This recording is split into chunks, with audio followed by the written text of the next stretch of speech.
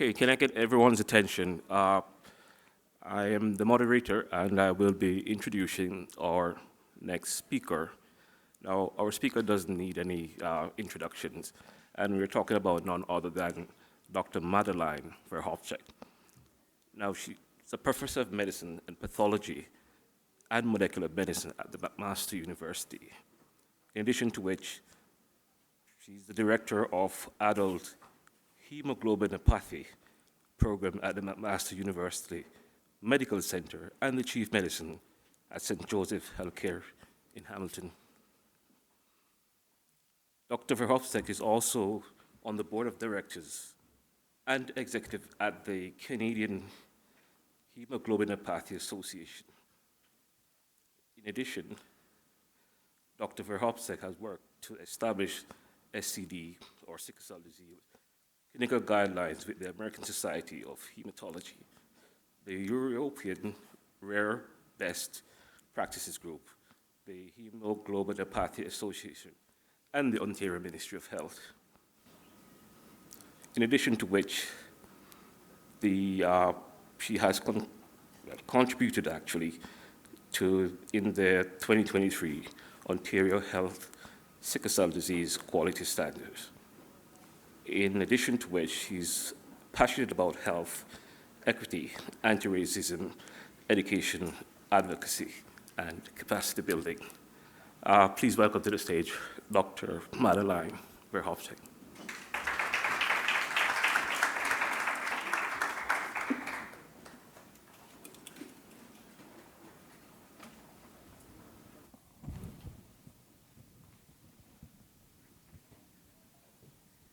Thank you so much for that wonderful introduction, Warren.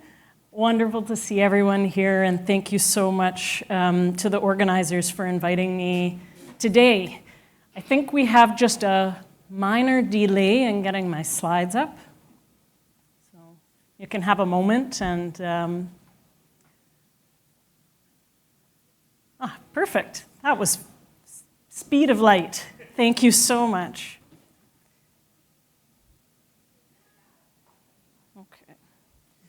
So I'm going to be speaking today on a topic that I have never been asked to speak about in my 14 years of doing, being an expert in sickle cell, where I'm looking after patients on a regular basis.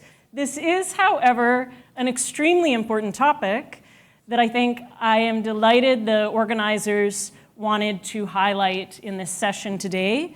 And I think a big part of having this as a group discussion is helping to destigmatize the topic of priapism. And we'll speak as well about some other complications and reproductive considerations in men with sickle cell disease.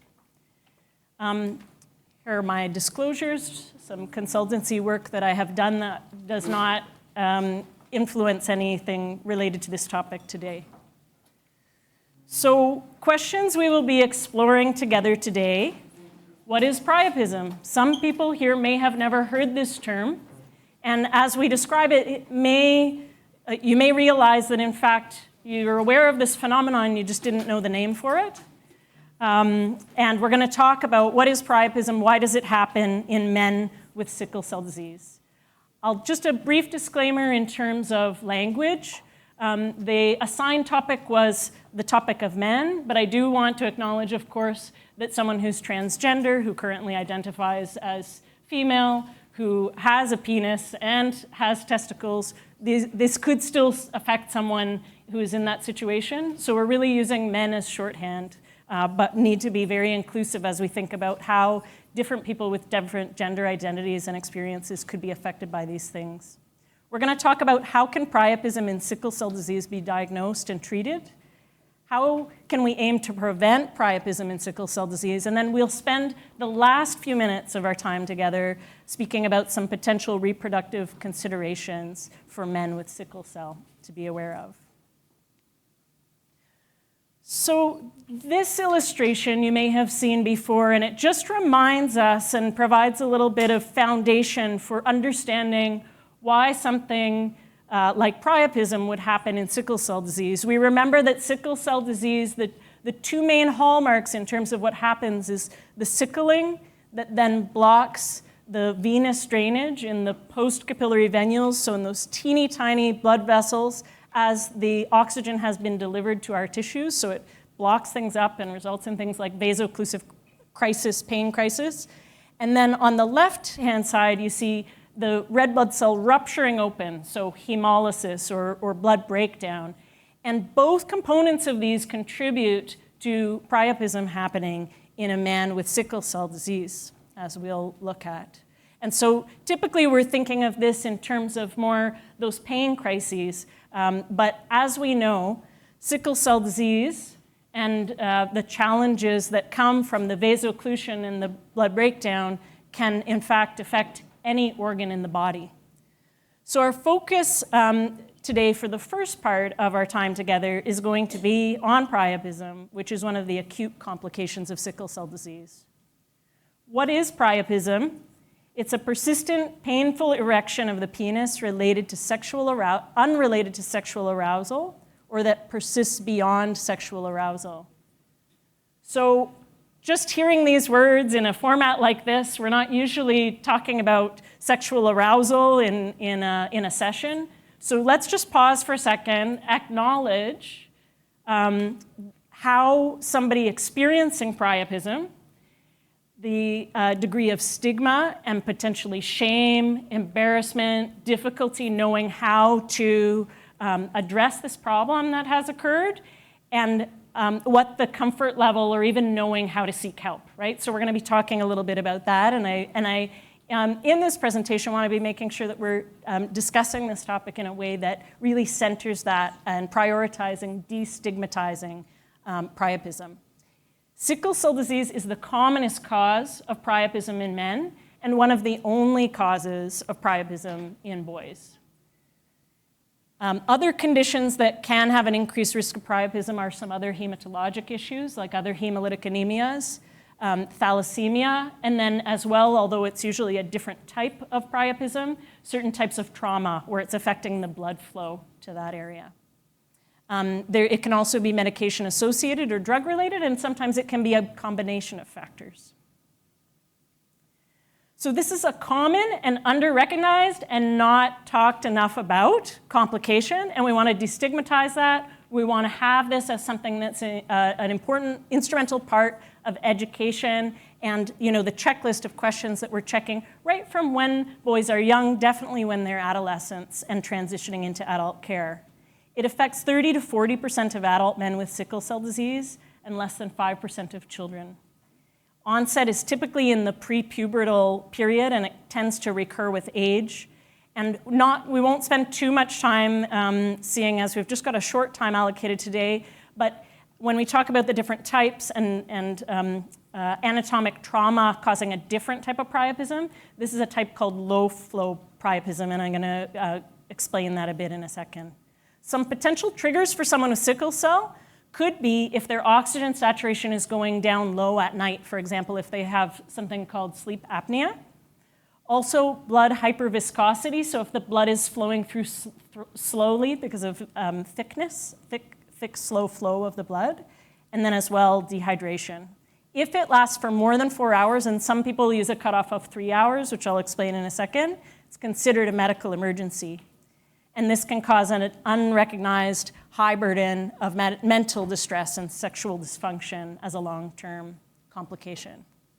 There's a lot of words on this slide, but I thought it warranted a minute just to understand what's happening with a normal penile erection. So on the right-hand side here, you'll see a picture, and it shows the 3 vascular chambers, which are called the corpora. So it's like a spongy tissue where the blood stores, and it gets engorged during an erection. During a normal erection, there's a physiologic phenomena where the blood flow, where the organ becomes engorged, just making sure I'm saying this properly, and becomes sufficiently rigid to allow sexual intercourse. And what happens there is that the arteries relax, so it increases the blood flow, and the smooth muscles in this spongy area relax so that they can fill up with more blood. So that's kind of what our body is doing in a natural state.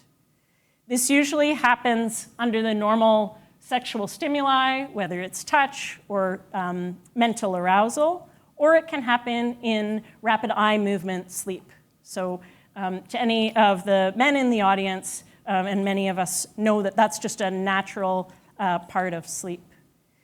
It's actually our autonomic nervous system that governs this, and it's the sympathetic and parasympathetic nervous systems working together in this back and forth vasorelaxation and contraction that happens.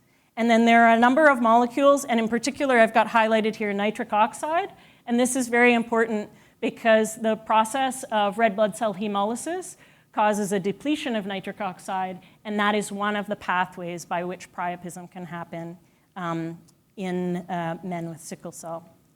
So what I have here in a picture, this isn't a picture you usually see in a presentation, but really important for us to reflect on the anatomy of what's happening. Usually what happens in a normal erection is that you have an increase in the arterial inflow, a decrease in the venous outflow, and then you've got an increased capacity of those sinusoids because the muscles have relaxed. So that's normally what is happening. In priapism, what happens is that you have reduced outflow of blood, sometimes actually just an interruption of outflow of the blood. And then the arterial inflow is still happening. And so you get to a state where that becomes extremely painful. The organ is stretched to a point where it's painful and there's no outlet. So it's a very high pressure, very high pain situation. There's a term in, when we think about injuries to our extremities, arms and legs, like a crush injury, there's a term called compartment syndrome, where the swelling from the bleeding into the tissue gets to be so much that the pressure that usually comes in from arterial inflow can no longer, so fresh blood can't even make it into that tissue because of the pressure from the swelling, and that is exactly what's happening here. So it's extremely painful. We use the term ischemia, so that's where there's an oxygen starvation of the tissue. It's the same thing that happens when somebody's having a stroke, where there's a blockage in the blood flow. This is a different kind of a pattern. And so as a result of that lack of oxygenated blood that's flowing in, there can actually be tissue damage that can lead to scar tissue in that area or fibrosis. And eventually this can lead to erectile dysfunction. So on the right-hand side here, there's a term called stuttering priapism, and that's when somebody's having a lot of repeated episodes that are happening kind of clustered in time, but they're remitting or resolving on their own within less than 3 hours. It can either, this could be in a crescendo kind of a way, or someone could have a major priapism episode. And in up to 1/3 of cases, this may just resolve on its own. So we're going to be talking next about just kind of revisiting. So again, we've talked about there's the venous outflow is blocked because of the vaso-occlusion that's happening, as well as the nitric oxide and the other molecular milieu, how the muscular relaxation is affected, mostly as a result of the hemolysis and the depletion of nitric oxide. So here's another picture to illustrate that, the blocked venous outflow and the reduced arterial inflow.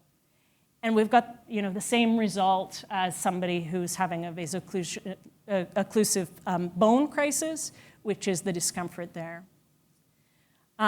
There's a lot on this slide, so I'm going to go through it rapid fire. It's like, if you're seeing somebody, what needs to be done to assess them? So we want to know how long this has lasted for. Is there pain? Do they have any risk factors? Have they consumed any substances or used any medications that may have increased the risk of this happening? And I'll show a slide in a second to outline that. Have they tried anything to relieve, which I'll show in a second, a list of maneuvers that someone can try at home that don't even require medication? And what has their erectile function been like? Has this been something that has already started to cause long-term harm?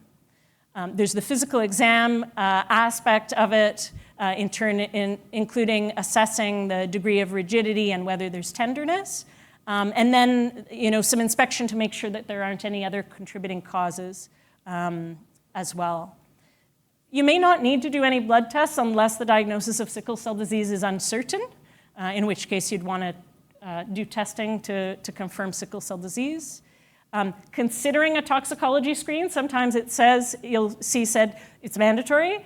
In my own personal practice, I always like to speak with the individual, and I think that's a breach of trust sometimes if you're doing a toxicology screen without asking someone first.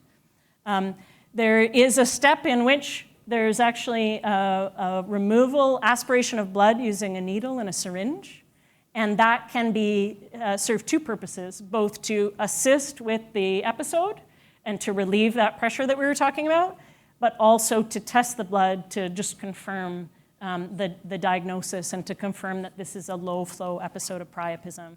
And then is also, you can do certain type of ultrasound as well to take a look at the blood flow, look at Doppler flow of the ultrasound.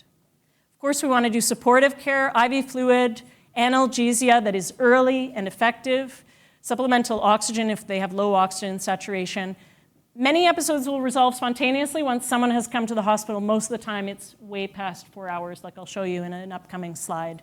So usually we're dealing with this medical emergency situation where the main first step is going to be aspiration of that extra blood that has built up to relieve the pressure, sometimes giving phenylephrine, which is a medication that can help with the adrenergic response that is required to help to reverse the process. And then in the most unfortunate situation, someone might need a urologic shunt procedure. But in that case, that will address the issue and they shouldn't have recurrence. There are many medications that can trigger. I'm going to highlight a couple of key ones. It's kind of small, so I've just got it up on my screen here. So some key ones that I think are probably the main ones are at the bottom here, recreational drugs. Alcohol and marijuana, really important to note. Less commonly is, but also worth noting, cocaine. And then some certain blood thinners, medications that are taken for prostate, if somebody's got an enlarged prostate, so tamsulosin or prazosin. So it's actually a fair list of things, and so you really want to take a good medical history. When someone is having stuttering priapism, so it's happening at home, it hasn't reached that threshold of needing to come and see an emergency room doctor, the first step is mild to moderate exercise.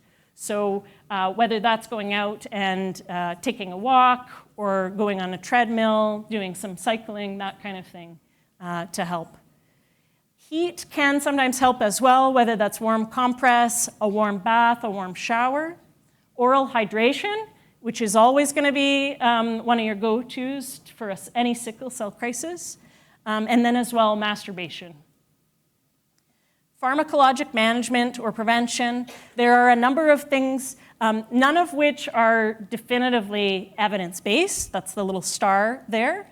So oftentimes, though, we will recommend somebody try pseudoephedrine because of the mechanism that it works. And so many people have found that on a regular basis or while they're having a series of priapism events to start taking that each day until the stuttering priapism resolves.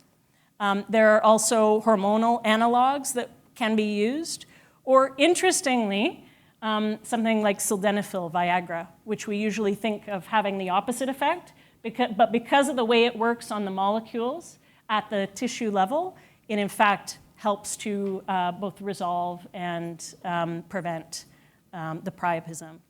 And then I've got in bold at the bottom with hydroxyurea and or other methods of disease-modifying therapy.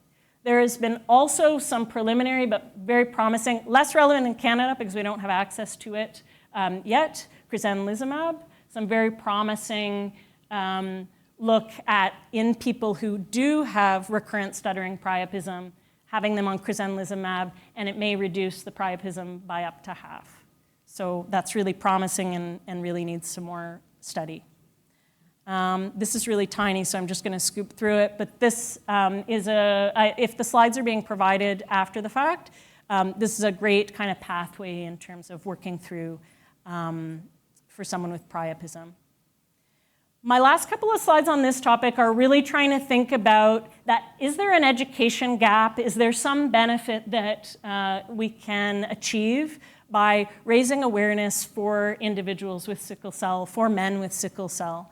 And what is the baseline knowledge? So we have two interesting studies here.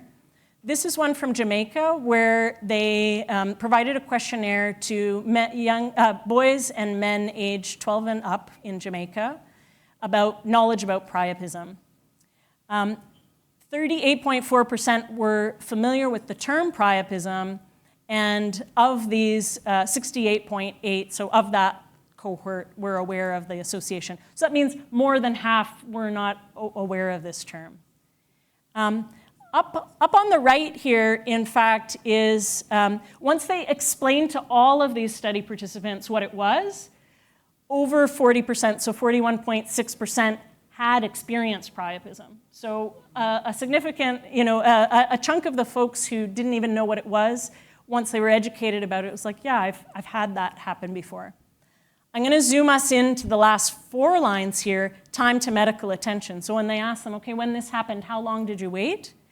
You'll see that 39.4% had sought care in 4 hours or less. 30.3% had gone after 4 hours.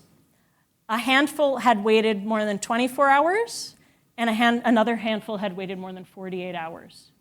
And we know that time tissue, sometimes they say in stroke, time is tissue, time is brain cells, right? So in this case, the longer you wait, the higher risk of that scar tissue developing and erectile dysfunction happening. And if we don't educate our boys and young men about this, how are they going to have that knowledge in order to seek care in a timely way? Very similar study in Senegal, this time just with men aged 18 and up. In this case, 78.5% had no knowledge of the term priapism. And if we look over here, I'm sorry that the print is so small, but very similar in terms of the time frames are different, but we'll say here 36.4% waited greater than 12 hours, up to 24 hours, and 21.2% had waited more than 24 hours.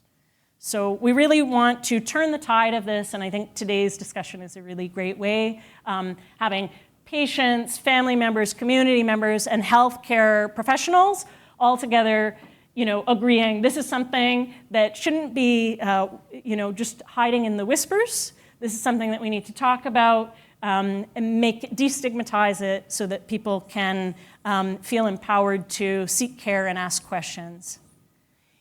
So in the last couple of minutes, I'm going to very briefly touch on reproductive issues in men with sickle cell disease. When I think about reproductive issues or considerations in men with sickle cell disease, I think about it all the way to preconception, understanding what the chances are of future offspring having sickle cell disease, or what the genetics, understanding what those genetics are, and that really involves a communication as well that involves the partner, or at the very least, including understanding what the partner's hemoglobinopathy or sickle cell genetics are. I think we also need to think just about holistically paternal health and well-being, right? And then talking about the potential fertility impacts of sickle cell disease itself.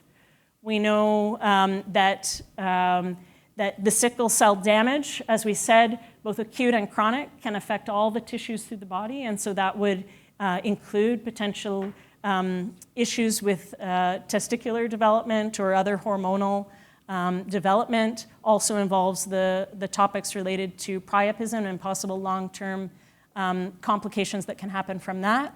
We need to think about potential fertility impacts of treatments, including hydroxyurea, and then the conditioning that is used for hematopoietic stem cell transplant, that's that acronym there, and gene therapy as well. So we'll just touch on this briefly. I'm just going to pull this up on my screen again here.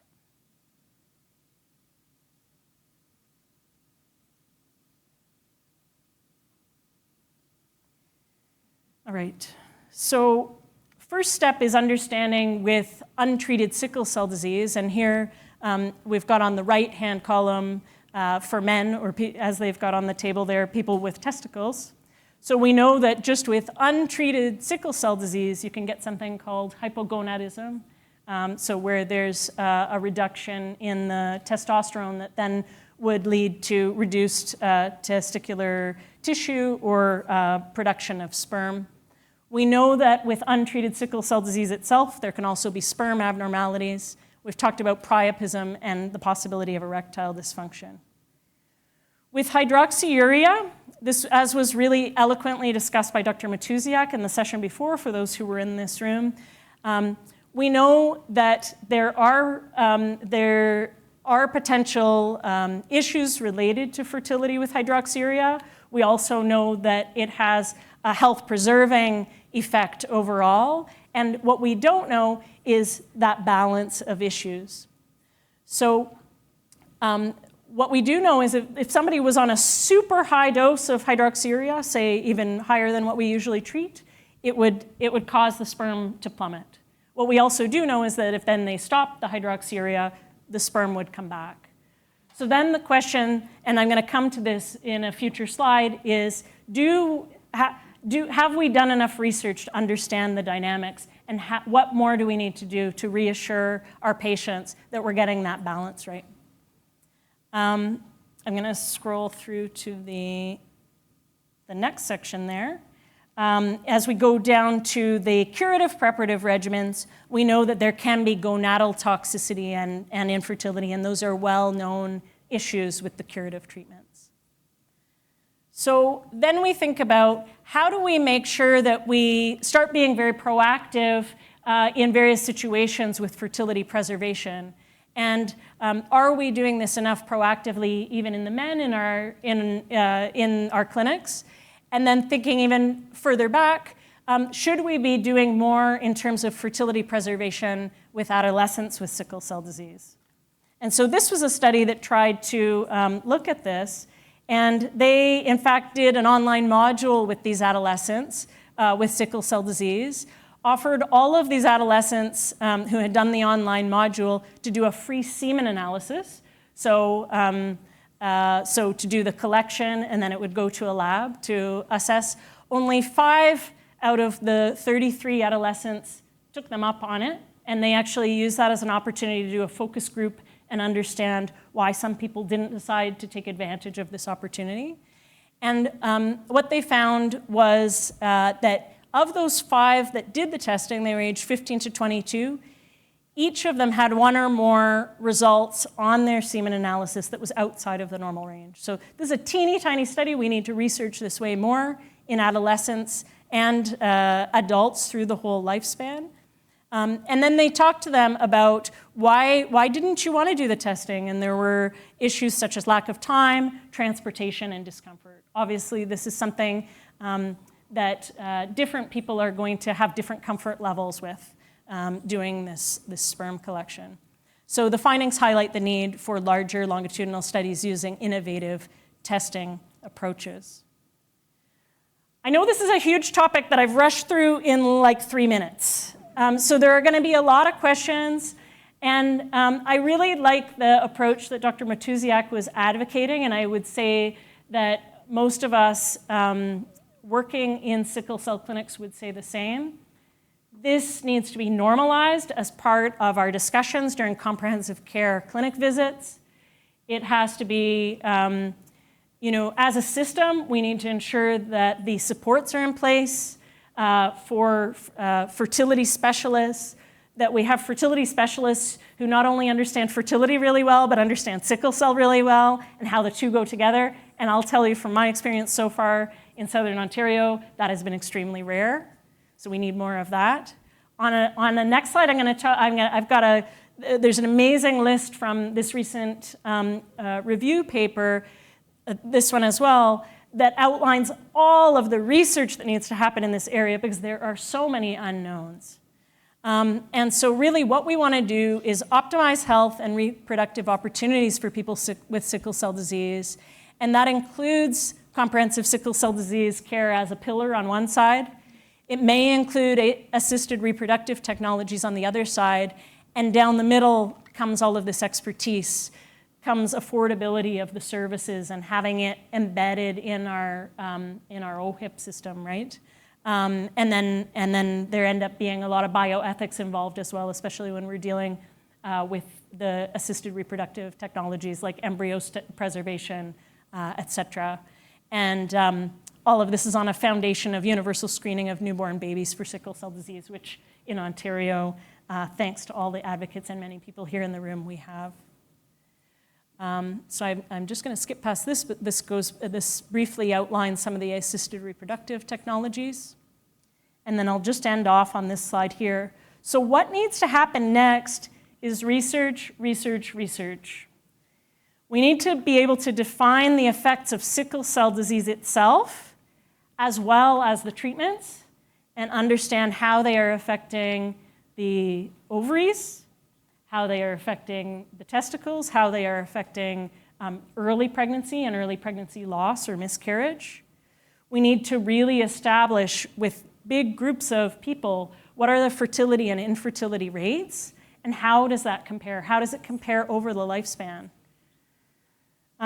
We need to understand for hydroxyurea, which is our main treatment, which is an important treatment, how much is it actually protecting the gonads? How much is it protecting the ovaries and the testicles from damage from the sickle cell disease? And what, if any, are the harms? And if there are harms, how much of that, with pausing the hydroxyurea, do the ovaries or the semen production bounce back to where they would have been? Can you believe that I don't have an answer for you about these things? And that these experts, colleagues from down south who put together this excellent summary paper here, recently published, also did not have the answer. This was published March of 2023 in the Lancet Hematology. So lastly, we want to be thinking about where does fertility treatments come in? When do we want to time these fertility preservation interventions? Things like semen banking, ovary storage. Dr. Matusiak was talking before about ovarian tissue harvesting if somebody is a child and hasn't yet gone through puberty, as an example, and so on and so forth. So I feel as though I've opened Pandora's box of an area that I hope when we come back here, meet back here next year and the year after and 3 years from now, that we will continue to have more answers. I know there are people in this room. I was hearing from somebody earlier on who's studying pregnancy, people who are doing research, clinical or preclinical research. You are the folks who are going to move this forward. And so we've talked today, again, just to recap, about what is priapism, why it can happen to men with sickle cell. I hope everybody's got a good grasp of that now and feeling more comfortable with just talking about it, talking about why it happens, what are the treatments, what can a man do or an adolescent or a boy do if they're having this, what can they do at home, talking to parents about it so that they're not uncomfortable, that they can have open dialogue with their child and so that the child doesn't have to suffer in silence. And then we did touch very briefly on reproductive considerations, so it's really a lot to think about. I will say, although this sounded maybe a bit doom and gloom, most of the men that I've had the pleasure of providing care to who wish to have children were very successful in conceiving children with their partner. But we really do need to understand what are the rates of infertility and are there ways for us to identify those people early on so that we can intervene at an early step to really help them on that journey. And with that, I'll wrap things up and thank you all so much and maybe invite Warren back up. Thank you.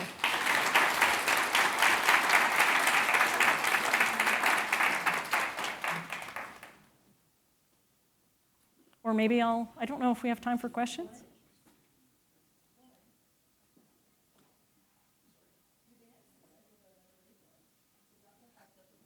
Oh, I'm not, and I'm just not sure how much time we have for questions. We are out of time. Should we take one or two questions? Yeah. Yeah. Okay, thank you. Yeah, sure. There's a mic just coming behind you. Did you want to start by handing it to Warren? Crisis, Yeah. and it takes days sometimes to resolve. Does that happen as well with SCD priapisms in terms of the length of time that it prolongs in the individual in question? Yeah, so in terms of a sickle vaso-occlusive crisis can last for many days. No, what I mean is that Yeah. with the sickle cell crisis, it takes a while to actually have that quote-unquote blockage cleared. Yes. But with a priapism that is as a result of the same occlusion Yeah. within the genital, does it take the same time to clear as it would be, or is it the same as non-SCD priapisms? Yeah. So I think as we were discussing, fortunately, most of the time it's lasting for a brief, we can measure it at the most in hours, right? And so it's only when we're getting, I had promised that I said I would talk about that 3 or 4 hour cutoff. Historically, we've been looking at a 4 hour cutoff for now it's an emergency. But what we realize is that by the time the person decides that 4 hours has happened, gets in the car or gets themselves to the health facility, goes through triage, et cetera, it's maybe 5, 6, 7, the hours have actually gone on. So I think it's on that, this wasn't directly your question, but it just cued me, that's why we're now saying no, 3 hours. 3 hours, if it's 3 hours, that's when you want to start getting in the car. If, thank God, it resolves when you're in the car on your way or while you're waiting to be triaged, fantastic, But to your question, fortunately, it's only in an extreme minority of cases where it's lasting a long time. And if the person is presenting to the hospital at 3 or 4 hours, getting that care they need, the intervention to relax that backflow, that buildup of pressure of blood, then it will not last for that long. And if it is, then they're in the place where they need to in terms of escalating to, okay, what's our next step from there? So. Removing blood because it's blocked in there and it has no way of getting out. Intravenous hydration. Oftentimes they will inject this medication phenylephrine, which helps with the relaxation problem that's happening in the muscles of the spongy tissue. And so that combination is usually that first step that I feel like I'm speaking out of turn. I'm looking at my colleague here, Dr. Brian, who's an emergency room doctor who probably, it's really the emergency doctors who are doing this and urologists who are doing this. As hematologists, we wouldn't be the people on the front lines doing it, but we understand and we can provide education about those principles. Yeah. There was a question just across the table from you, and then I see another hand just at the table behind. Comment and a question. Comment is, as an individual with male gonads, and I'm sure the men in the room feel the same way, thank you for the service and dedication to the topic. I think it's important considering the stigma that's around it. On the topic of reproductive health, specifically for the study that you referenced with the 5 adolescents where you were looking at semen samples for these individuals with sickle cell disease, were these patients, you said, actively on hydroxyurea or no? There were only 5 of them. I don't have the stats in my head. A couple of them were on hydroxyurea and a couple of them were not. And then they did provide some information about how long they had been on hydroxyurea for some context. But I think anything from that very small cohort of patients, even the authors of the study were saying, we really can't draw any conclusions from this small group. But it was a mix of both on hydroxyurea and not on hydroxyurea. Thank you. Yeah, you're welcome. Yes.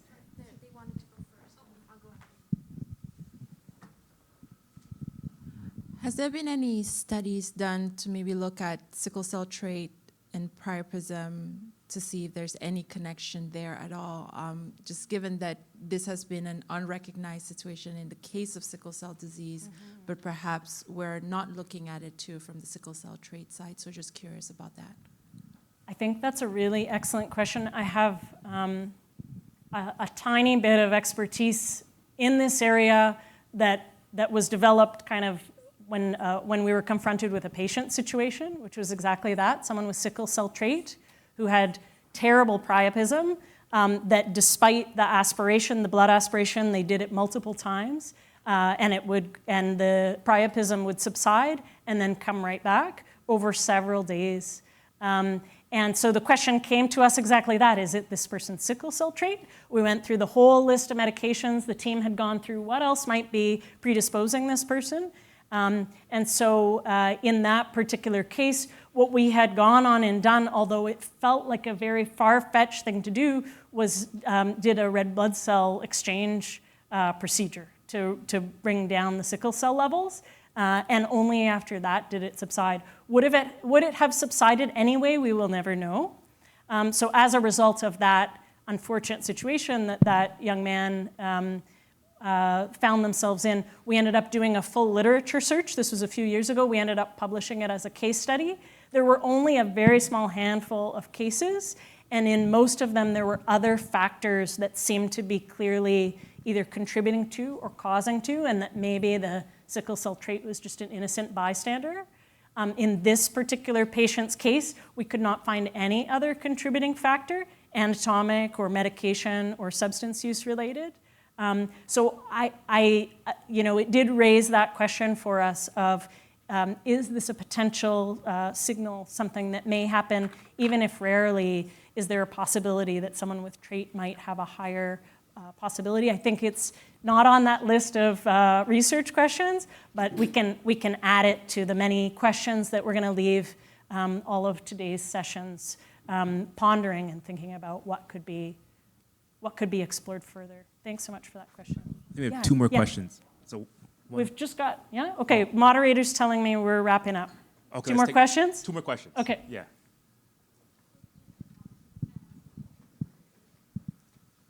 Sorry, just a comment about the timing. It's so crucial to get the priapism done less than 4 hours. What we actually tell our patients is if they have a persistent in the GTA where we have a lot of construction and traffic. So we say if you have 1 hour of a persistent erection, you leave home and come. In the beginning, take pain medication, warm shower, never cold showers, cold nothing for sickle cell patients, and then start heading down at an hour, because it can take hours to come from Brampton or anywhere to downtown. Thank you so much, Melanie. I think thinking ahead. My last question is, I did see that one of the treatments that you recommend is sildenafil for people. Would you recommend that for lifelong for individuals with sickle cell disease or trait, so that it would help them to decrease the chances of that happening or the severity? Yeah. I think it needs to be very individualized, and I think it would be something that would be used only very rarely. So it would be in this situation where either, as I've described, somebody's needed to come to hospital and they've needed intervention, and then it's recurring again.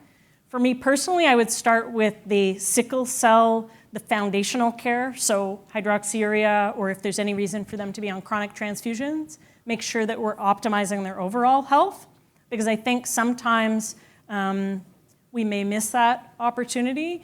And in this case, if this is somebody who's having priapism, this may be our opportunity it's a sign to us that their blood needs some protection and strengthening.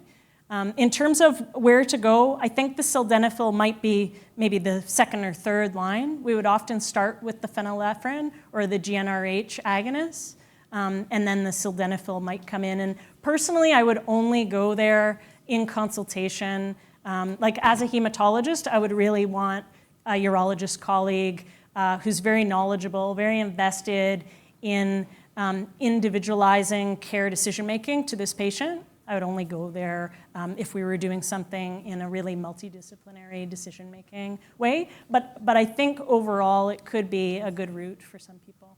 Yeah, thank you. Thanks so much. Perfect. Thank you, Dr.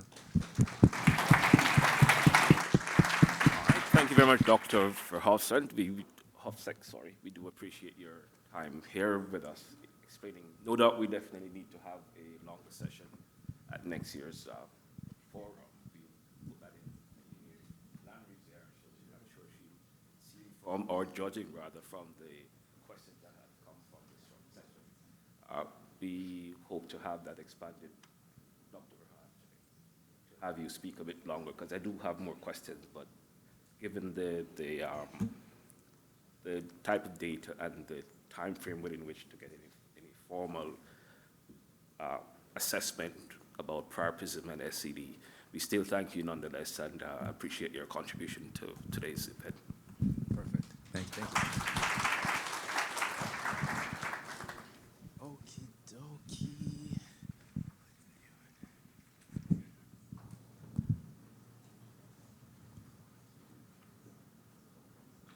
Oh, I was just gonna say, for those folks who haven't had a chance to scan the QR code, maybe we'll flash it back. No, it's no problem.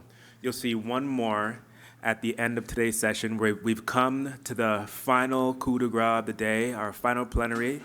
I'm so happy that you all stayed and withstood a huge wealth of information that was downloaded. I have the pleasure of serving as a moderator for this final plenary session, entitled Accommodation and Accessibility in the Workplace for Sickle Cell Disease. We have 3 of my esteemed colleagues who will be joining me up on the stage.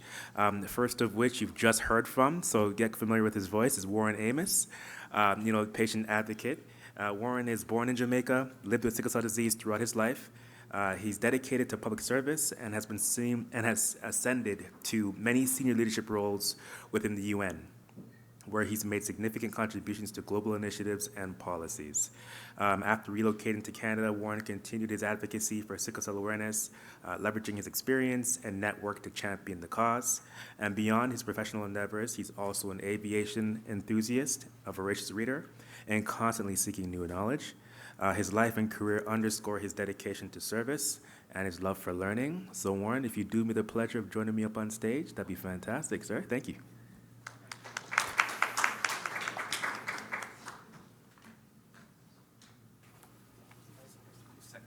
Oh, you can go second. You want to go second? Yes, you do. Apologies, folks. I ruined this. Once again, I was unceremonious. Warren's going to be the second speaker. Apologies, Warren. I believe we have Sarah Rashid first. Sarah, I jumped the gun. I'm sorry. I know I did that, so don't disqualify me. I know it's not the Olympics. Apologies, folks. Long day. So we have Sarah Rashid joining us first on stage, social worker at the McMaster Adult Pediatric Hemoglobinopathy Clinic. Sarah's a social worker at McMaster University's Hemoglobinopathy Clinic. She supports inpatient and outpatient groups for both pediatric and adult patients. She's a passion for advocacy, community work, and supporting patients with what they identify their needs to be. Previous to Sarah's role in the Hemoglobinopathy Clinic at the McMaster University Medical Center, she was working in outpatient hospital settings and community agencies supporting children, youth, and families. Outside of work, Sarah enjoys spending time with family and friends and being in nature, and obviously spending her time here with all of us. So without further ado, Sarah Rashid. Thank you, folks.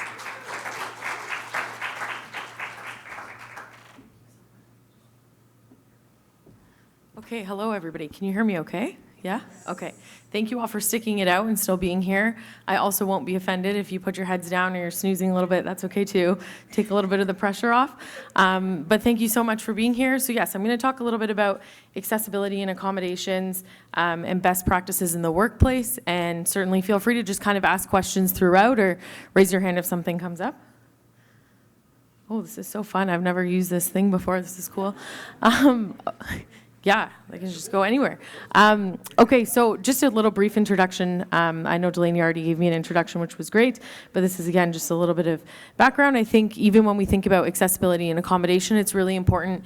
I mean, even just as a social worker in our clinic, one thing that I really appreciate, I think, is like rapport building with patients and their families. And so I think that all of this is kind of brought into this conversation, but also really kind of tied back to the topic that we're going to be bringing up today. So it's not just about kind of us as professionals, but also us as people. So the first slide that I'll start with is just kind of an overview of what an accommodation is. So there's some definitions up there, but when we think about accommodations, they're very individualized based on somebody's needs at work. So accommodations are not necessarily there's not like a sort of a list of all of the accommodation options that people have in their different workplaces. It's more of having these kind of conversations with people in your HR departments or your supervisors to figure out what types of accommodations are available. So there is that difference between accommodation and accessibility, which I'm going to get further into as I keep going, but just kind of keeping that in mind. And so it's about really trying to be able to figure out how can an employee stay in their job and also still have access to be able to do their job with something that is going to make the environment more supportive for them. And so similar to kind of what I've already touched on a little bit is when we're thinking of an accommodation, we're thinking of how can we access that accommodation. So do we have an HR department that we can go to talk about what types of accommodations we might be able to be provided with? So for example, does that mean you need to work less at, like if you're in a job that is kind of high labor, is there an accommodation that you can get where your shifts are shorter or you're able to take more frequent breaks, things like that? That would be an accommodation that we're able to kind of get through HR or supervisors. And I think one of the things that's really important to think about with this as well is that when we're having conversations with employers about accommodations and accessibility, oftentimes there's medical documentation that's involved in that too. And so that is where your either your primary care physician or your hematology team is going to be really important, because they'll kind of be the ones who can help you navigate next steps with some of those medical documents, or shout outs to your clinic social workers who can also help you with that. And then accessibility, I kind of frame accessibility more of like there's an actual like there's a code within our kind of workplaces. There's policies where accessibility needs to be kind of brought into conversation for people, and there's actual policies of accessibility. And so I like this image because I think accessibility doesn't necessarily, well, accessibility means access. And so what do we have, what is accessible to us in our workplaces underneath kind of that Ontario Human Rights Code? And so there are some questions there that I would encourage people to kind of take a look at that I totally can't see here, and I didn't memorize them, but to kind of look at like what are the issues that you're having in your workplace, and then being able to kind of access whatever you might need to through accessibility. So again, I think the key thing that I'm trying to get across is accessibility means access, okay? And so what can we actually access while we are at work? And so supports that are available for patients outside of work. So oftentimes if there's situations where people are experiencing frequent crisis and they need to come off of work, there's options such as applying for disability, which would be Ontario Disability Support Program, which if you've ever applied for ODSP before, or if you've ever thought about it, it can be a very lengthy process and it can be really stressful for people. So again, seeking kind of support from your team with that. It can also take quite an extended period of time to get approval for ODSP, and there's lots of different documents that people have to kind of get in order to be able to apply. And so usually what we can do is get somebody on Ontario Works first, which would give them the financial support, but also your drug and dental coverage. And then after you get accepted to Ontario Works, you're still receiving that financial support if you need to be off of work because of anything related to your sickle cell. And then you can transition into ODSP later on once your application has been approved. I will say too with this, what can be difficult at times is that you can only make a certain amount of employment income outside of what Ontario Works and ODSP gives you. And usually that number is about an additional $1,000 a month. So that can also kind of lead to additional barriers for people. But just keeping in mind that, again, if you're on Ontario Works or ODSP, those are options of things that you can access if you are not being given, accommodations that are appropriate at work, or if work is not something that you're able to kind of continue doing just based on your medical condition. There's medical EI as well, and so this is something else that can be accessed if it's like an urgent need. So sometimes too, if you're applying for Ontario Works or ODSP, say you're currently working in a job and that job is not something that you're able to continue doing just because of your medical condition, you can apply for OW and ODSP, but first they're going to ask you, did you apply for medical EI? And all of these things are super confusing. There's lots of different applications that people have to do, tons of different supporting documents. So again, reaching out to your team to try to get support in kind of navigating all of these things can be really helpful, but just knowing that these things are actually available to you is also very important. And And oftentimes with a lot of government funding or things that sound really great aren't always really great. So there's those things to kind of keep in mind as well, is that not everybody's situation is going to be the same. And eligibility is really based off of criteria, but also sometimes who we have on the other side sort of approving these applications.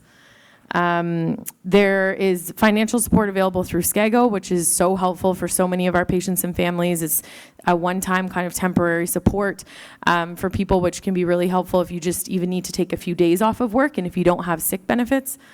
And then there's also disability tax credit, which people can access. Sometimes we have seen that with a lot of our pediatric patients, parents will try to apply for disability tax credit for them for parents to be able to take time off work, and not always are they approved. It's quite difficult to get approval for that, just based on, again, the eligibility and the criteria. For our adults, we also run into a lot of barriers with that. So again, it's an option that seems really great and could be really great, but the way that it's kind of structured is really difficult and quite oppressive. And then I think the last one says individual support. Individual approach. I also don't have my glasses today, which I forgot, which is not helpful. But yes, it's very much an individual approach. And so just making sure that all of these might be potential options, but really being able to kind of work through them with somebody who can kind of go through all the details with you so you know what you're actually eligible for. And then I firmly believe that I often say to my team, we need to burn the system down and redo it. And I don't know if I should publicly say that, but I think that the system needs to change in order for people to have more accessibility and to be able to receive appropriate accommodations at work. Oftentimes, there are some spaces where people know what sickle cell is and they understand that and they bring that perspective into the work with the individual. And I think other times that's not taken into consideration, and there's a lot of stigma. It's not seen as much of a medical condition as other medical conditions are. And so I think there's a lot of work that needs to happen at a system level. And I think our clinic is specifically trying to do that, just in really advocating within our own community, but also really recognizing that, there's different ways that we can all kind of support in documentation to really make sure that we're able to effectively get somebody something that they really need. And then these are just some helpful resources for people. Again, some of it was already kind of noted on some of those other slides. And then just general kind of presentation resources that were on here. But does anybody have any questions about any of that? I know I think I'm going above. I'm not supposed to do questions right now. Just kidding. Okay, hold questions, but thank you very much.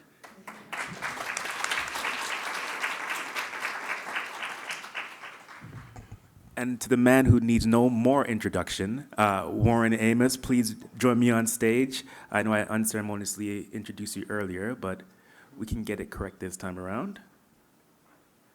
Fantastic. So Warren, over to you. Longtime advocate, voracious reader, aviation enthusiast. Those are the 3 calling cards of Warren. Write those down. Over to you, my friend. Good afternoon, everyone. I don't plan to necessarily speak directly from the slides, but just as a guideline, so to speak. But I'll start by a joke. Skeleton went into a bar, ordered a glass of beer and a mop. And of course, the bartender said, I get the beer, but the mop I don't understand. But that goes to show you that things are not always what they seem, and things that are supposedly evident or overt is not actually so. Case in point, myself, most persons, when I tell them that I live with SCD, they don't believe because of my actual size. And some of the things that I've done over the years in terms of military training, running up and down and all that stuff, had not, it hadn't deterred me too much. Mark you, when I got older, things started to manifest, but in my youth, I found that, and it benefited that I didn't find out about sickle cell until I was in my mid-20s. So within that time, I did what I wanted to do. Yes, I was out of breath sometimes, but I went ahead nonetheless, because for me, limitations are not things that I necessarily accept. Hence,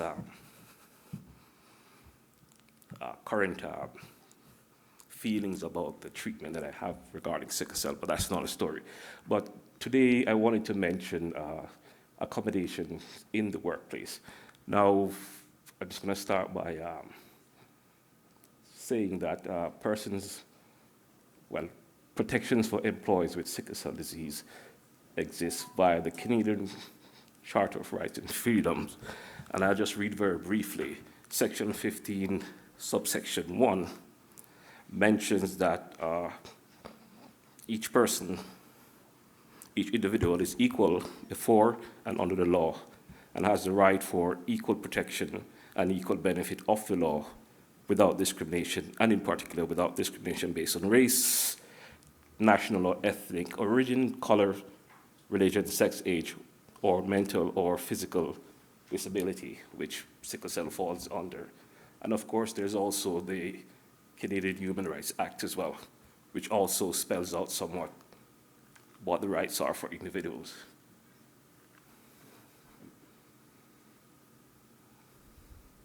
So as it says here, you have the right to be treated equally in the workplace without discrimination because of your disability.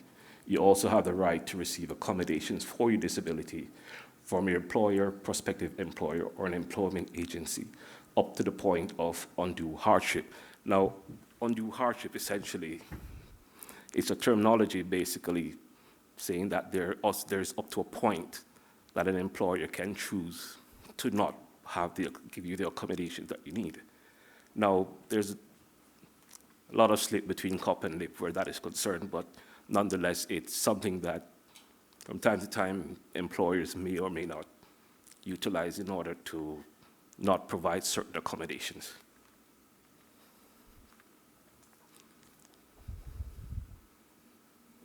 So for employer awareness, a vast number of employers are not familiar with SCD and how it affects their employees' performance and prolonged absences from work. And of course, as mentioned earlier, persons with sickle cell disease tend to rapidly deplete their employer benefits, i.e. sick time, sick time, vacation. I can tell you myself, I've exhausted my sick leave and my vacation leave on doctor's visits since this year so far. So I do understand that within any company, they do have to make some consideration, but as it relates to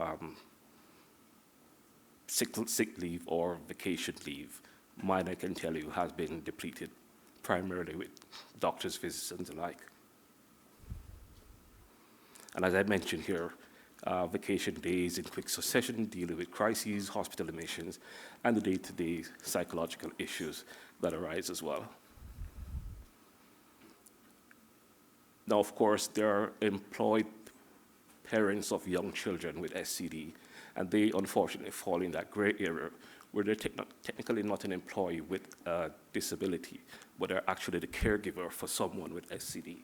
Now, that is a bit challenging, and I believe it was mentioned earlier that even in regards to the disability tax credit, a caregiver tends, especially a parent, tend more often than not to expend a lot of time taking the young ones to hospital, doctor's visits and the like, and that is not necessarily as captured in the, I just think as it relates to employed parents, I do wish that there was more that could be done in terms of those individuals, because frankly, it's hard to take someone to the hospital, a child, having been their sick kids for the entire day, and then have to take that child back home, treat them for another couple of days, and actually get them back on their feet. That can run into a week more often than not. And at times, and I've heard from persons that their employers are not very,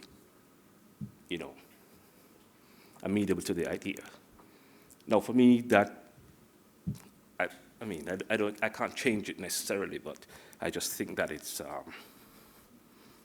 a bit harsh, and I'll put it that way. No, but I'll move on before I get too emotional about it. Work environment, work conditions require those persons with sickle cell disease to give up certain jobs because of the physical and environmental demands and the employee's ability to accommodate. And that relates to certain jobs where there's an extreme in heat or cold, and the prolonged nature of each of those environments in general.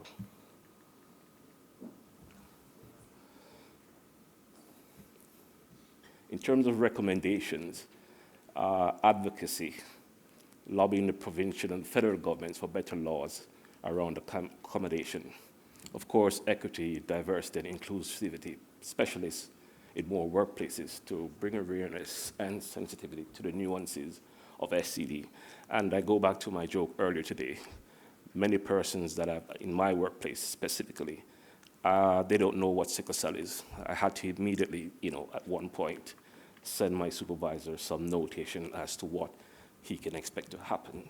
Now, in addition to which, as my colleague mentioned before, there are times when giving them doctor's information, which I, at one point, and I must say this and I can't stress it enough, that letting your employer know what you're dealing with is very important.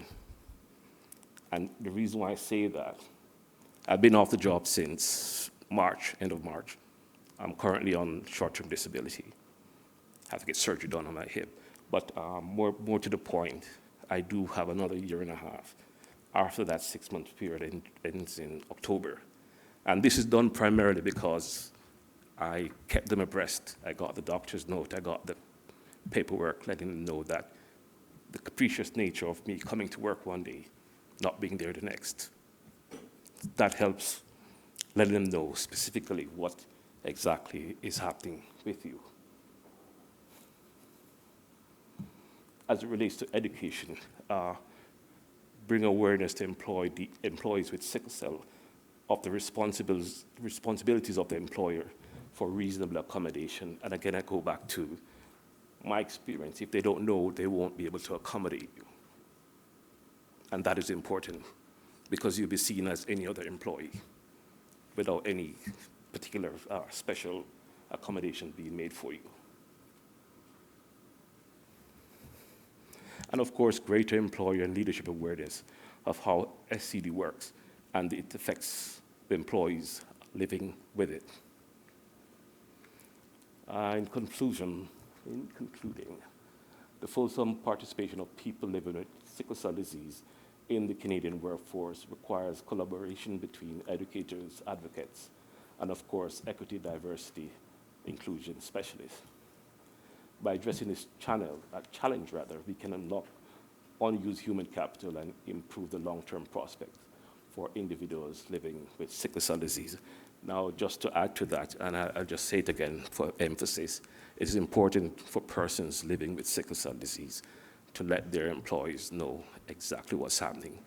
If they need to get a note from their red blood cell disorders clinic, highlighting the nature and the timing of any crises or any hospital visits, it does help in going a long way in terms of the accommodation that your employer can actually make for you. Now, I mentioned my own scenario. This was done primarily because of what I did in providing them with the necessary information, the doctor's information, letting them know that I can be at work today and I can be off for 3 days because of a crisis. These things, and persons here can confirm that most persons don't like to provide their personal medical information. I didn't, and I resisted it as long as I could. But when I realized that being there and me justifying my absence from work, it was, that side eye look until you were able to tell them the doctor's information that yes, this person is not necessarily putting it on, but they do necessarily need the accommodation necessary. Now, up to this point, I haven't been able to get more than my usual vacation days at work. But short-term disability, and this is because I have a surgery coming up, these are the things that has helped in keeping me employed, paid up fully, benefits and everything still in place. And I thank my employer. It's a US company, it's called Invesco, it's an investment company that I work for, but I have to give them kudos for that specifically. I don't know as it obtains here in some Canadian employers, but I can tell you that I'm grateful for the allowances that I've been given. And that basically would wrap up my presentation today. Thank you very much.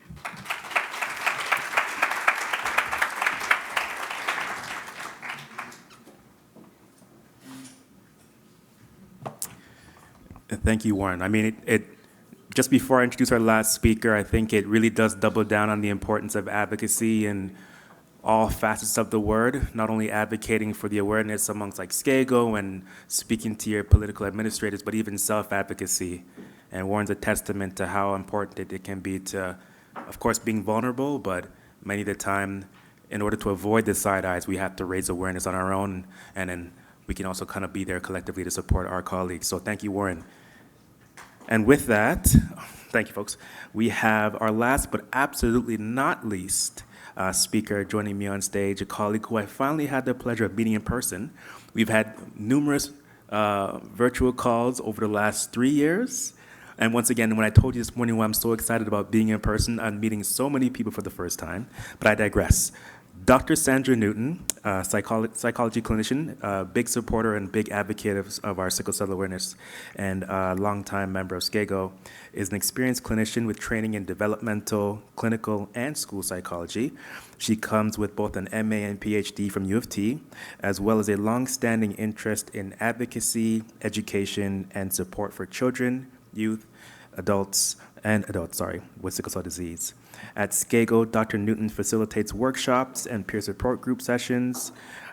She also delivers talks and meets with families and children and parents to support. And she also supports research initiatives such as the Vaccination Acceptance Within Sickle Cell Disease and Black Community Grant that was provided by the Public Health Agency of Canada. And like I mentioned, provides a number of supportive consultations with clients. So without further ado, please join me in welcoming the final speaker on our final plenary for day one, Dr. Sandra Newton.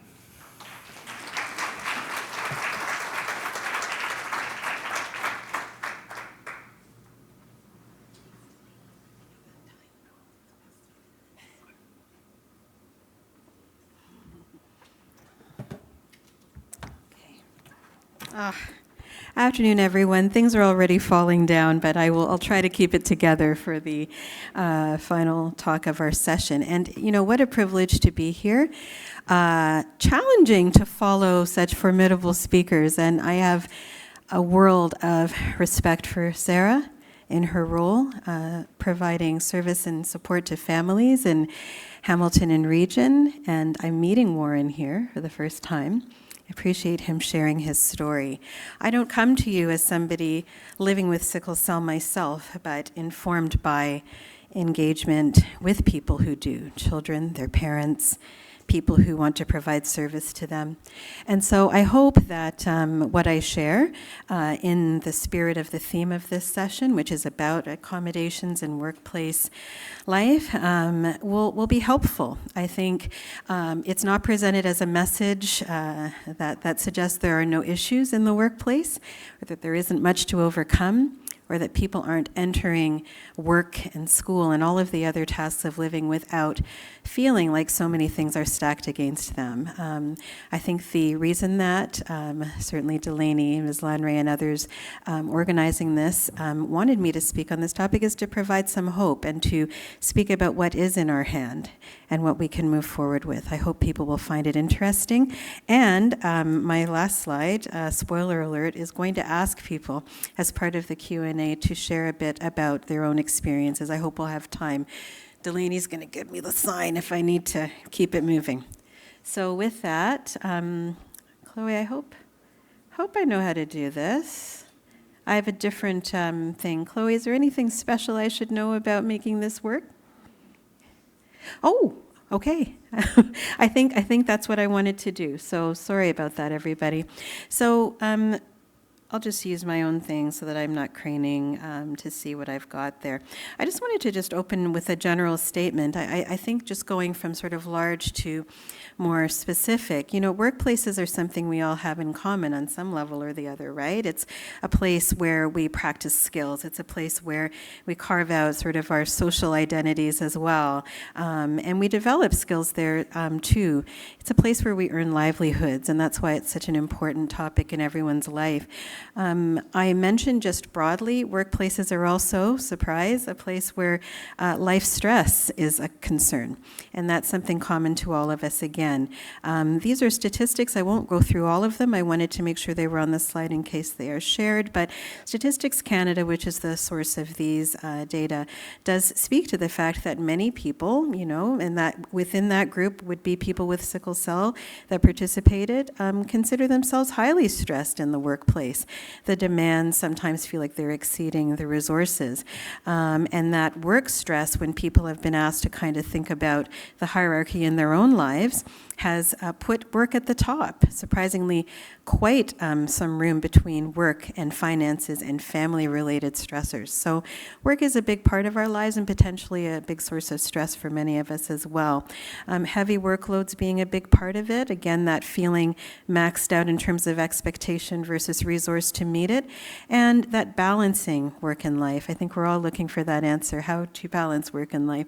A significant challenge for most of us. So I normalize that experiencing stress in the workplace is not new to us and something that we need to take seriously and know does have an impact. Interestingly, from these stats, women are reporting high or very high levels of work stress in larger numbers than men are, at least from this 2021, I believe, or 2017 rather, citation. And when you think about folks who are living with chronic illness within that, that's how I sort of adopted that lens. A lot of people had missed work due to chronic pain issues. And this is a general overview. I count people with sickle cell in there. Missing work because of chronic pain, complications. Sorry, Warren, you mentioned this, time off for healthcare appointments, late arrival or termination of their workday outside of expected time because of chronic pain needs. There is an impact and an interaction then between our work and our pain. And despite that health and well-being piece being so intertwined with our work life, many will struggle to disclose. And I know that that was your parting comment, Warren. I promise we didn't plan that, but I appreciate that you mentioned it. The question of disclosing or not disclosing one's health condition is something that people struggle with a great deal. It's not always seen as opening up resources as much as perhaps putting more barriers in or even terminating a work opportunity. At the same time, if employers are not aware of ways to support employees, and that is a claim of some of the research I went through, they may find it hard to accommodate even within universal accommodations for someone with chronic pain or disability. And let's see if good, okay. So with that, there are a number of workplace barriers, and when I say barrier, I'm using something that gets in the way of doing what one wants to do the way one wants to do it in a workplace context. Certainly, it's the frequent absenteeism or work interruption because of that unpredictable nature of one's health within sickle cell, right? Having problems accessing higher paying and maybe more secure roles, or having enough hours in the work that you are able to obtain to survive. Really feeling that there hasn't been that good match between physical ability, which, some jobs are very demanding in this regard, and one's own ability in that moment. Worries about safety, being asked to do things that, might put you in a position as a person with sickle cell disease that someone not living with that might not have to endure or anticipate. And of course, negotiating some of the challenges. I certainly, when I speak to people who get in touch for counseling and so on, I hear the newcomer speak to some of the asks in the workplace, the not feeling that the demands are always appropriate, not feeling that they can access what they need to. So just some things I thought would be helpful to think about. I mentioned the accommodations. We heard a few of them, I think, from Warren's talk. Sarah, I think you touched on them as well. even having accommodations of a general nature, there's that other layer of needing to make sure that they're consistently available and enabling a person to engage with their work safely and meaningfully.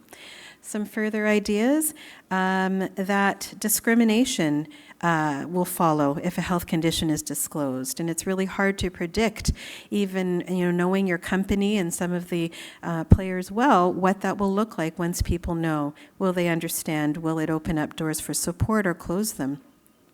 Precarity of employment because of that interruption in work record due to health. And I think very importantly from a social point of view, possibly being regarded by your coworkers as less of a team player, feeling excluded from some of those social opportunities, feeling like your advancement opportunities are limited because folks are wondering whether you can do the work given the presence of sickle cell. I didn't want to miss that so many folks living with sickle cell disease are racialized people, at least visibly so, and that all of the things that create inequity and travel with that need to be mentioned here. Microaggressions, I think probably misnamed because their impact is less than micro, certainly it's much more. Sort of those comments, those sort of throwaway comments that perhaps are not by definition intended to cause harm but do. Things that cast aspersions about your committedness, the biases that are already built into the system, the ableism. And I mention anti-Black racism specifically because we know that that is a threat to well-being for folks in health and work contexts. I just want to mention, having started with stress, that there are also risks to mental health and well-being. I think that goes without saying, that are tied to ongoing stress, not just stress of the job now, but also the stress of managing one's health and negotiating those everyday ups and downs and unpredictabilities that go with it. And importantly, when we're thinking about mental health, we need to think about the fact that folks may also carry mental health diagnoses, depression, travels closely with pain for so many, and having those worsened by a workplace that is not supportive. So all of that to say, I think when our organizers were thinking about this section, they wanted to really appreciate that a person's sense of self and efficacy in the world is going to be affected greatly by those workplace experiences. And our hope today is just to share some ideas that may I guess just raise awareness of where the opportunities lie, even within that, validating that experience and wanting to think about what else we can do to move forward. So I like that mountain picture, not just because it's pretty, but because when I think about resilience, I do think about that. I think about fortitude. I think about being able, like a mountain does, to withstand all kinds of weather and still stand. And resilience is essential for all of us, but I would say within the sickle cell context, super important. And I think folks with sickle cell are amongst the most resilient I know. It is amazing to see people here that I know came here to be present and to learn and participate against great challenge. And so thinking about just taking a moment to appreciate some of those things that one has to push through to live well with sickle cell are those cumulative experiences, and many of them are negative. They're about engagement with healthcare. They're experienced at school or work, socially, and some of that discouragement and mood and doubt about one's abilities and future and one's value as a person can all creep in.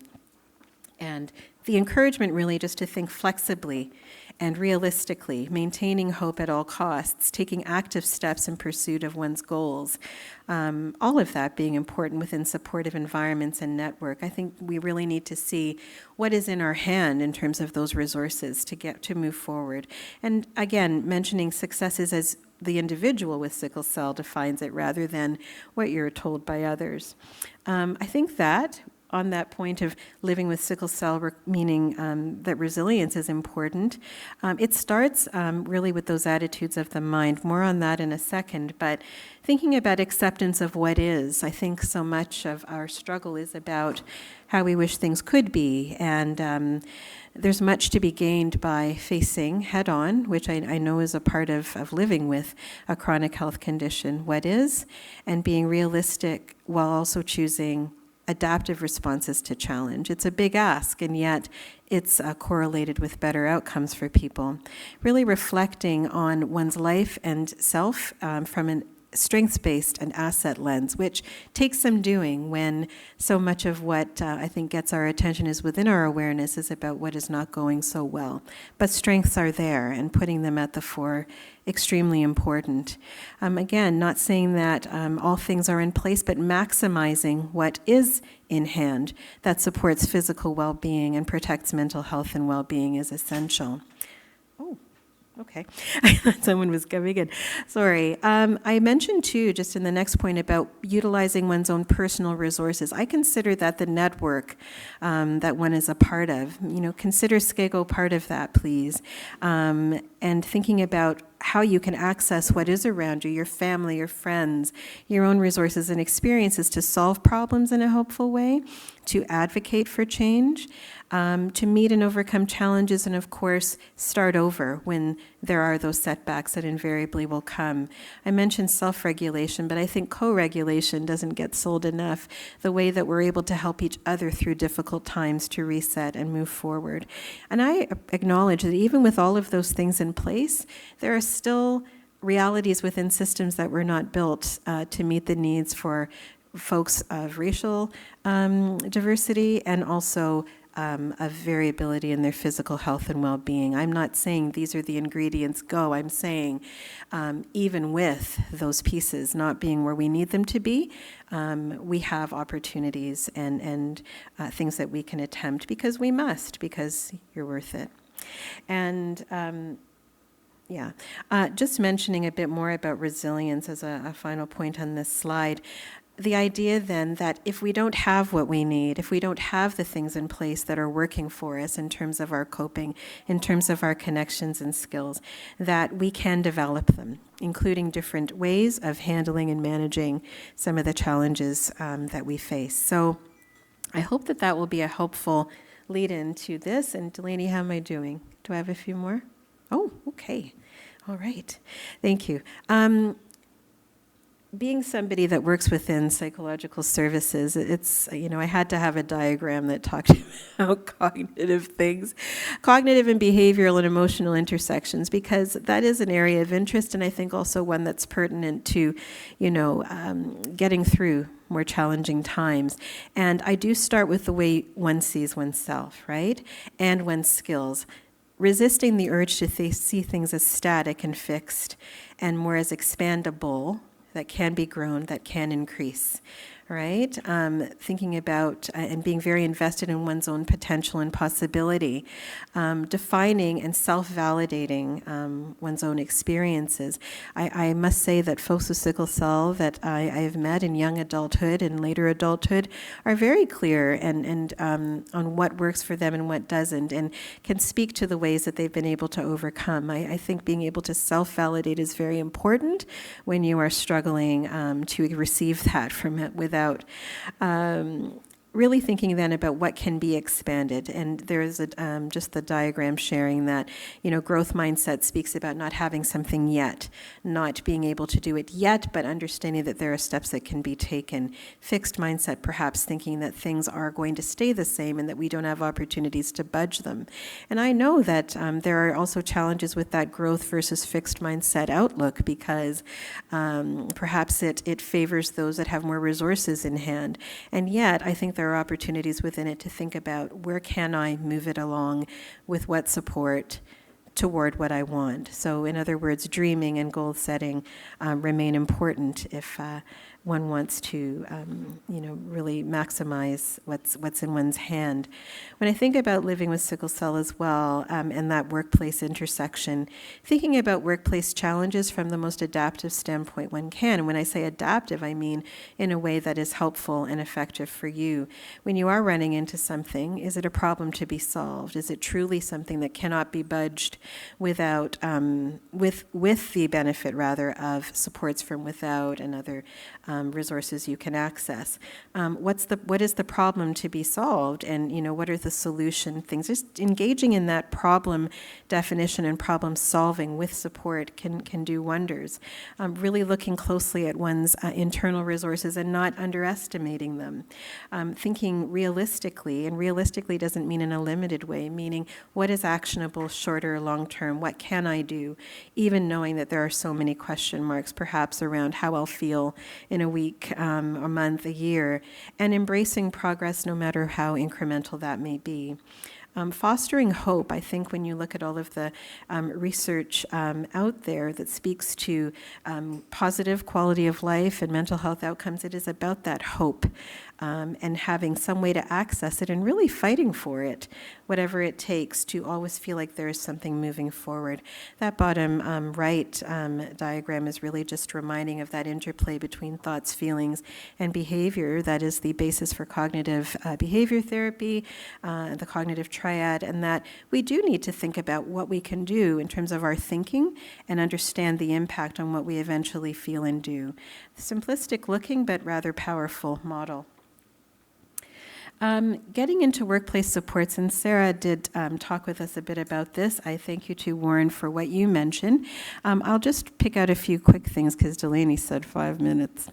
Again, that idea that reasonable accommodations are a requirement of workplace and employer.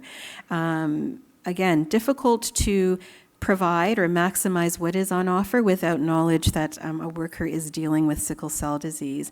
But that can't be enough either. There has to be that providing of information. And I suggest here a real time to sit and develop some proactive and individualized support plans. Looking at the environmental space is important. Even in this room, I know that some may be feeling the effects of the air conditioning and that cooling. What is the workplace doing about making sure that physical space and its construction and layout are meeting those needs? Is that something that they can do? Where you would work, temperature, access to spaces where one can rest. Thinking flexibly about how and where work may be completed. Many people work in a hybrid sort of model or a flex time. If there can be that flexibility in that workplace, is it working for that person, and how can we get it there? Things like rest and hydration and breaks, not nice to haves but musts, how to put those into a plan. Oh boy, okay. And I mentioned technology because I do think that it opens up a number of avenues as well for telework and what have you, as well as meeting sensory and other needs that may be part of one's profile. Just a few more here. Won't read them all because Delaney said I have 2 minutes. But I will say that, Sarah, you also mentioned a bit too about supports. I just wanted to mention that many people are paying as part of benefits if your work has permitted that enrollment. Employee assistance, wellness programs, unions, external advocacy, right? Thinking about places where one can get that input into what is possible to work with and perhaps help workplaces meet that better. Thinking about transition to work plans after medical absences. And Warren, I'll quote you again, thinking about and this was a recommendation of a group out of the UK that I'll share on the next and almost final slide, should you have to pull from your sick time for some of those maintenance and regular appointments, could there be another way of helping somebody access that time, knowing that this is a feature of the illness they're living with, rather than having them run out of it and then have to make difficult, maybe impossible decisions about work and whether they can attend. Having emergency plans for supporting people on site as well, another priority. I just mentioned here some really great resources, and they are not the only ones, but they are very good ones. On the left in the blue, this is the group out of the UK I mentioned that's headed by Simon Dyson and his colleagues, and this website is a wealth of information. I actually think it would be very helpful to take some of that information with you. I believe that's what Dr. Dyson and his team would have wanted, and actually share that with the workplace that's trying to engage with you around plans of support. I also just mentioned the Red Blood Cell Disorders Hub coming out of the University Health Network in Toronto General, and our colleague Sindhu Srikanthan at the head, along with colleagues. Again, this is where you're going to find not just information about, employment and other rights-based things, but looking at people's experiences and how they navigated their own situations, work, school, and otherwise. And then I thought it would be most helpful, again, not being somebody who's living with sickle cell, but hoping to be a supporter, to hear, I hope there will be time for that if people are willing, how they've navigated some of these things in their own work life. I know that would be of value to all of us to hear how that can be done differently and successfully. So thank you, everyone, for your attention, and I'll join the group.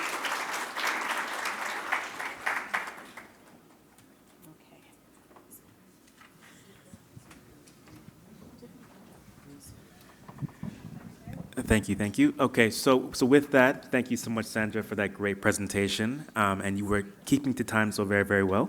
To that effect, she did give us a call to action in her last slide. I want to give folks an opportunity, should they so choose, to submit a response to any challenges they've navigated successfully. And then furthermore, this is our Q&A.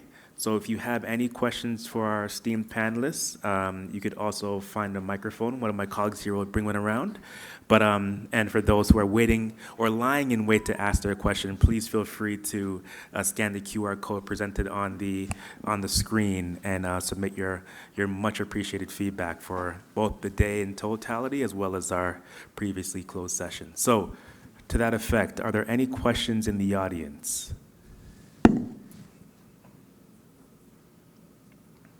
Perfect. Ruth, do you need a?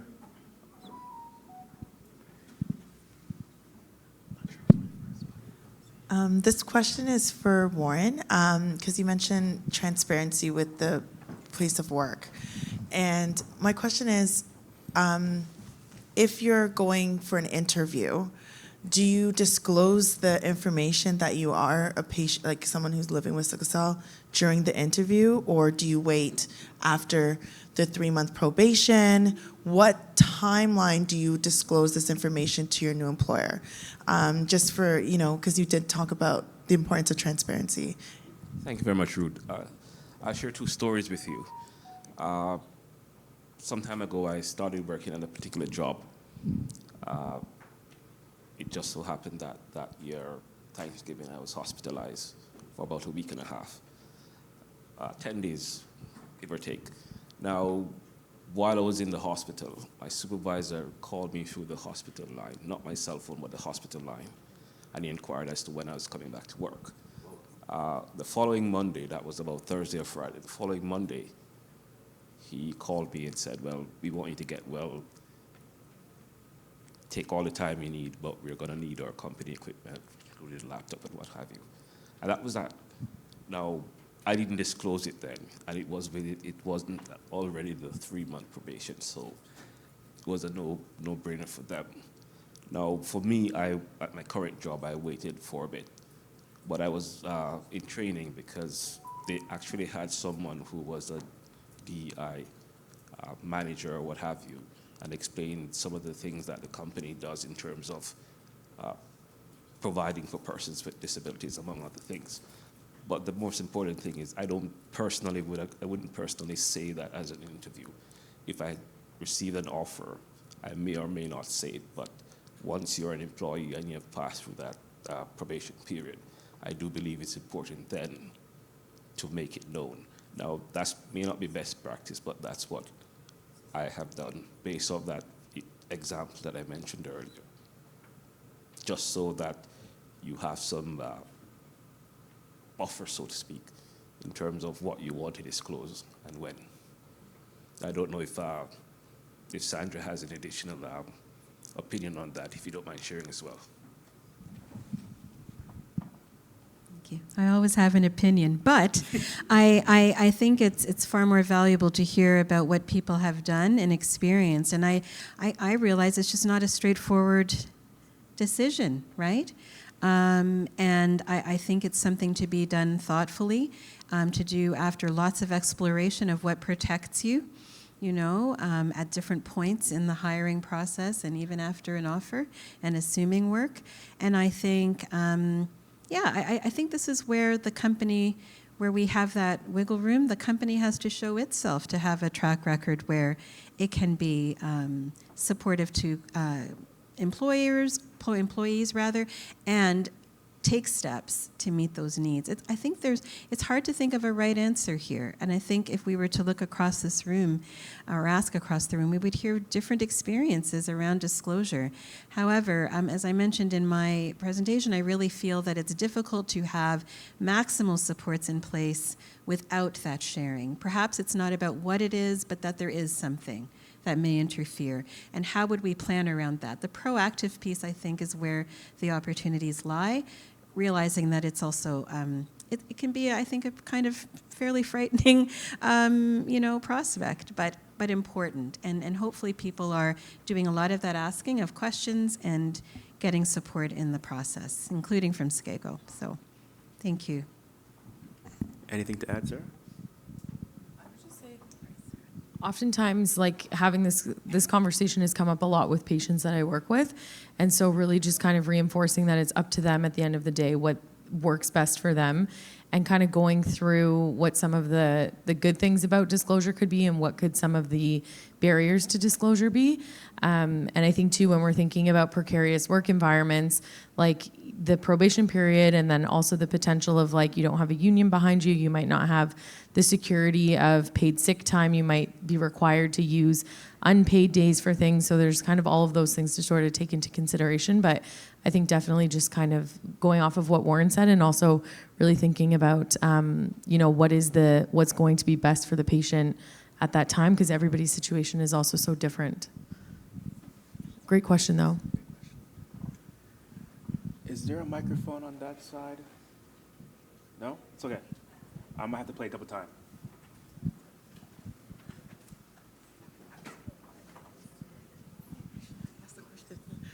My question was more so in terms of like resources or supports for individuals who say don't have undocumented status or are here as like temporary foreign workers or as students who don't necessarily have access to OHIP. And so are there resources or recommendations for those individuals, or is that kind of something that is on the radar to start advocating for individuals or individuals who have children who with that type of precarious work environment or status?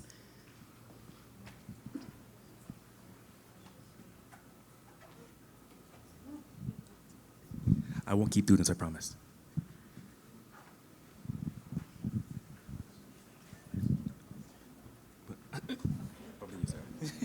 That's a great question, a complicated one too. So unfortunately, there aren't a ton of resources. It's also, okay, so let me actually go back to the international student. So somebody who's coming as an international student, this is something that our clinic is really trying to advocate for within our own community, but at a larger kind of level. Oftentimes when they're coming, they're on student visa, so they're only allowed to work a certain amount of time, kind of, there's a set amount of hours. But along with that, whether they are a patient or a parent of a patient, oftentimes their school coverage does not provide any extended coverage for somebody with a pre-existing medical condition. So the problem is that they're coming, they potentially go into crisis as a patient, they're admitted for an extended period of time, also then leaving with like $60,000 plus hospital bills, which within our hospital system, we don't have any financial support that we're able to go to advocate for those bills to be paid.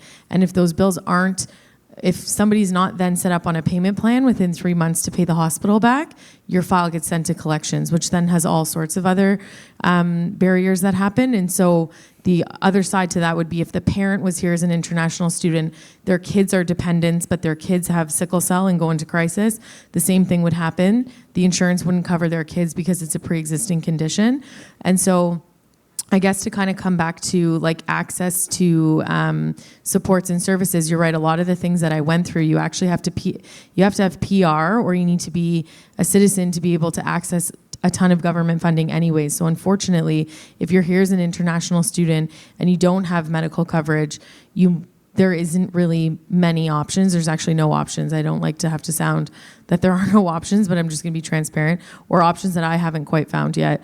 But unfortunately, that's some of the difficulty with the barriers, and that's why I say our system needs to change, because it's just, there's so many additional barriers that people are facing if they're undocumented, or if they don't have, if they're here as students, for example.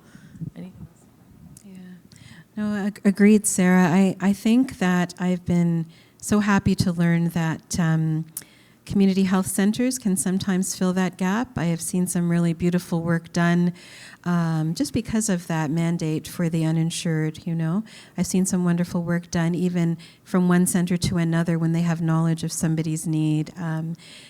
Being able to provide some of those are more sort of outpatient services, and maybe that student insurance covers the emergency piece, but sort of those more chronic or long-term admissions are another matter. And Sarah's right, the bills can be astronomical. This points to really having a plan before you come, and I know that that's easy to say, but really figuring in costs around healthcare as part of one's planning to come here for school, for work, whatever. It's true, it's very limited, and I've seen a lot of people quite crushed by the financial, the bills sustained for care, especially inpatient care. Any other questions? Perfect.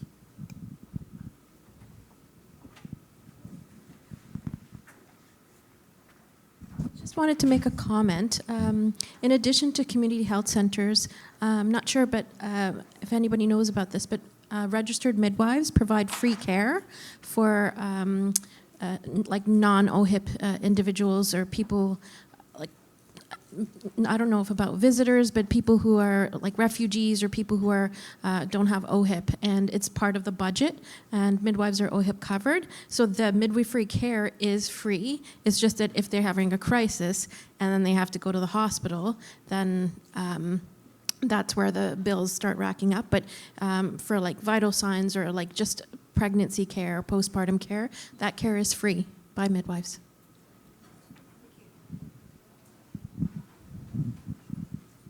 Just wanted to make a comment on the international students piece of what has been discussing. Tanya is there. She's done amazing work. So we have the Patient Advisory and Advocacy Council, which is made up of people with lived experience, and that council actually is working on that piece, because what we have been hearing from many hospitals is that patients with sickle cell disease that are international students are mostly unaware that what the school sold them as, you know, for health insurance when they're coming to the country does not cover pre-existing disorder like sickle cell disease. So what we've done, what PAC has done, is now to send a letter to the major insurance companies that are linked with the schools and also with the school bodies, asking them to be more, for more clarity, to make sure that students fully understand when they're coming in that if they do have pre-existing chronic illness, whether sickle cell, we've heard that it's not even just sickle cell, even thalassemia as well, right? People with thalassemia coming to the country fall into the same thing, hemoglobinopathies in general, to ensure that there is clarity, and so that people don't come here and then they are surprised when they receive, like Sarah said, $60,000 bill, $100,000 bill. Again, we know with sickle cell disease, stress doesn't work. So when you get a bill like that, you are worried about the bill. That bill's going to make you get sick again, and it's a cycle. So we are currently working on that. We are advocating to ensure that there is, transparency, and that things are fully disclosed so people do know, and then they are also advised on what type of insurance should they be getting to ensure that they're covered before coming to the country. Thank you. Well said, Ms. Delaney. Any other questions or thoughts from the audience? I do have one final question on that same note. In and around holding these institutions to account, to your point, it's like, it's extremely frustrating for me as somebody who is even looking at it from an outside looking in perspective, all the barriers you come up against when trying to self-advocate, to your point, Warren, the throwaway comments you mentioned earlier, Sandra, and then to your point, these hidden costs that just come up out of nowhere. What are some strategies we can do to either increase awareness amongst our peers and colleagues, or then also hold these institutions to account to also have some culpability in making sure these folks get access to these accommodations? Maybe I'll start with you, sir, if that's okay. Yeah. Yeah, great question. I think, like Ms. Lonray shared, like that advocacy that's happening and being able to kind of hold the colleges and the universities accountable for what the insurance policy is that they're providing to students. I think that's a huge piece of it. And I think within our own hospitals, having communication and being very open with staff from the emergency room all the way up to the wards around the cost of care for patients who don't have coverage, and really kind of going in with like a trauma-informed lens of, you know, this patient might be super frustrated and upset and emotional, given the fact that, like, yes, they do want to leave because at the end of the day, this is going to cost them $7,000 for, you know, the next 3 days or whatever. So just kind of being more using that perspective of trauma-informed care to think that, you know, maybe they're going against doctors' recommendations in that particular moment, but there's reasons behind that. And so really understanding that what we see in hospital is only a glimpse of that person's life.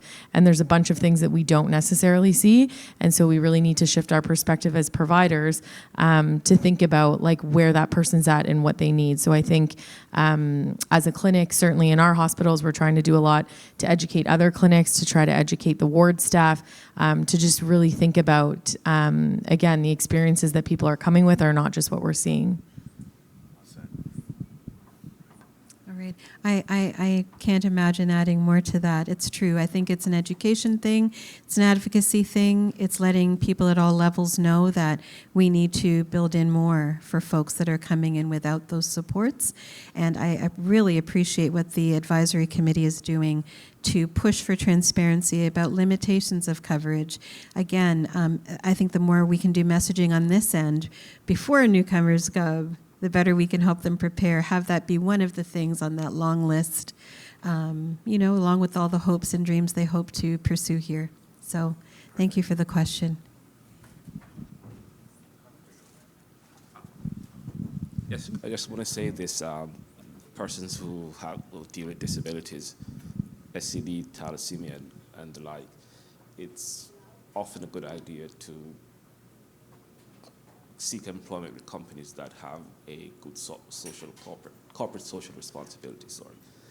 Those companies tend to be more aware, in my opinion, and especially when they have persons who are specifically in the management VP level as it relates to employers, employees, welfare, to include diversity, equity, and inclusivity. Those are things that are important, I believe. Fortunately, not all the companies are like that, but it would be nice, you know, and that also goes for persons who are employed and have children who are dealing with disabilities, among other things. I find that those companies, especially the Canadian top 50 companies to work for, stuff like that. But a good corporate social responsibility does help in terms of how some companies view their employees, how they show that they value and appreciate them, and how they make the accommodations necessary for them to flourish and shine within the organization itself. Thank you so much. So, on that final note, I want to let you all know the after party is starting in about half an hour. We have Drake coming. No, this is the end of day one. A few things before I let you all depart on your trips home. Please, as I mentioned, complete the survey if you have a chance. If you haven't already scanned our QR code for the parking, make sure you do that before you leave, please. We want to ensure everyone's car parking is complimentary. And also, big reminder that we start tomorrow at 10 a.m. That's right, 9 a.m. 9 a.m. for breakfast, thank you. The actual sessions begin at 10 a.m., so please feel free to arrive in and around 9 a.m.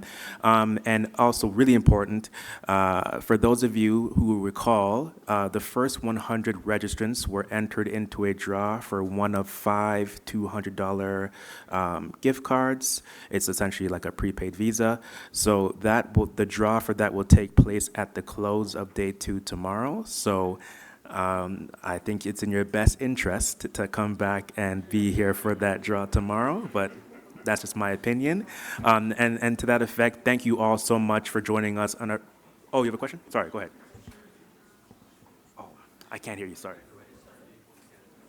Do you have to register again tomorrow? Oh, you'll have to register again tomorrow, yes. Yes, so the registration is daily. Thank you for that note. I lost my train of thought. You're all the best. Thank you so much for joining us on day 1. I look forward to seeing you all tomorrow, and thank you again. Talk to you soon.